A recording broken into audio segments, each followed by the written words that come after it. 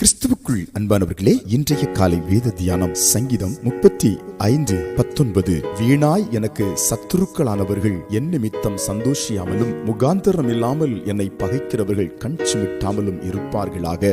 உள்ளம் நொந்து மன கவலையோடு மிகுந்த பாரத்தோடு ஆண்டவரிடம் விண்ணப்பத்தை தாவீது வைக்கிறார். ஆண்டவரே, சத்துருக்கள் பெருகியிருக்கிறார்கள், என்னை தரையோடு நசுக்க துடித்தார்கள், பல சூழ்நிலையில் என் தோல்வியை பார்த்து சிரிக்க காத்து கொண்டிருந்தார்கள். ஆனால் இன்றைக்கு நான் உம்முடைய கரத்தினாலே உயர்த்தப்பட்டிருக்கிறேன், உம்முடைய நாமத்தினாலே ஆசீர்வதிக்கப்பட்டிருக்கிறேன். இனியாகிலும் இந்த சத்துருக்கள் வீணாய் எதையோ சொல்லி சந்தியிலே, தெருக்களிலே, வீட்டுக்குள்ளே சந்தோஷப்படக்கூடாதப்பா. இரண்டாவது, அவர்கள் கண் உரைத்து கண் சிமிட்டி என்னை பார்த்து பொறாமைக்கோ எரிச்சலுக்கோ ஆளாக கூடாதப்பா. என்னை காத்துக்கொள்ளும் ஆண்டவரே என்று அருமையான விண்ணப்பத்தை ஆண்டவர் பாதத்திலே வைக்கிறார். நிச்சயமாய் உள்ளம் உருகி தாவீது வைத்த இந்த விண்ணப்பத்தை கேட்டு ஆண்டவர் சத்துருக்களுக்கு முன்பதாக, கண் சிமிட்டு மக்களுக்கு முன்பதாக ஒரு நல்ல ஆசீர்வாதத்தின் அடையாளமாய் தாவீதை தேவன் நிறுத்தினார். ஆமென். ஒருவேளை உங்கள் வாழ்க்கையிலும் உங்களை பார்த்து கொண்டு